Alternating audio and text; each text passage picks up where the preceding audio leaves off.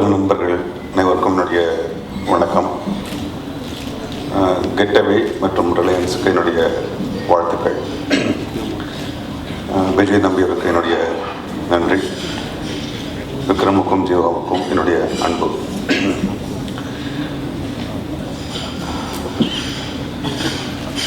David வழக்கமாக இதுவரை தமிழ் சினிமாவில் வெறும் கதை சொல்லிக் கொண்டு வந்திருக்கின்றோம். அபூர்வமாக சில படங்களை அனுபவங்களை தருகின்றன. அந்த வகையில் டேவிட் கதை சொல்வதை விட ஒரு பெரிய அனுபவத்தை கொடுக்கும் என்று நான் நம்புகின்றேன்.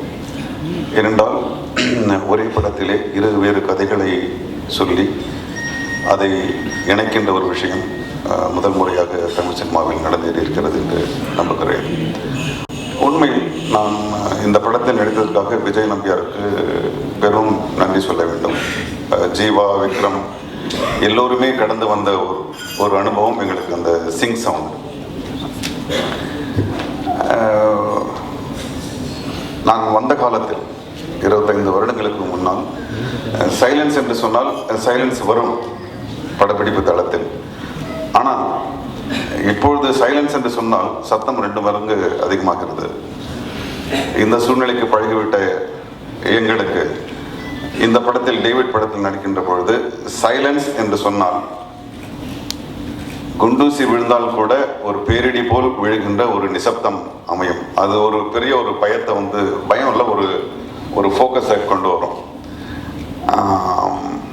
ஆனால் முதல் நாள் தான் அந்த அதுக்கப்புறம் நாங்கள் பழகிட்டோம் அந்த சைலன்ஸுக்கு. அது பெரிய அனுபவம். நான் முதல் நாள் படம் முடிச்சுட்டு ஃபர்ஸ்ட் மெசேஜ் அனுப்பிச்சதே விஜய் நம்பியாருக்கு. Thank you Vijay for giving me silence after very long time. So இந்த படத்தில் அப்போ என்ன ஆகுதுன்னா, நாங்கள் நடிக்கும்போது வழக்கமாக அது டப்பிங்கில் பார்த்துக்கலாம் அப்படின்னு நிறைய விஷயம் நாங்கள் விட்டுருவோம். நான் விட்டுருவேன். ஆனால் இந்த படத்தில் இங்கே தான் ஃபைனல் எவர்த்திங்கும் போது எங்கள் எல்லாருக்குமே கடமை உணர்ச்சி இன்னும் கூடுச்சு. அதனால் மற்ற எல்லா படத்தை விட இதில் நாங்கள் வேறு விதமான ஒரு அணுகுமுறையை நாங்கள் நடிப்பில் பண்ணியிருக்கோம்.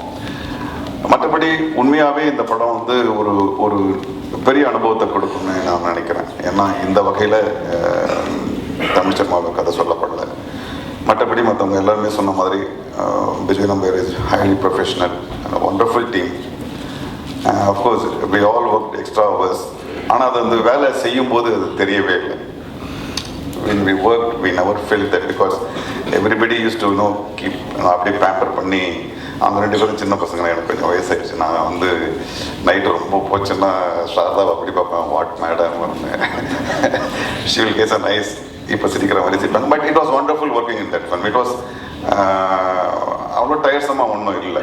It was a wonderful film, highly professionally made film, and it's going to be a rocking entertainment. Once again I thank Getaway and Reliance for making this film. Thank you.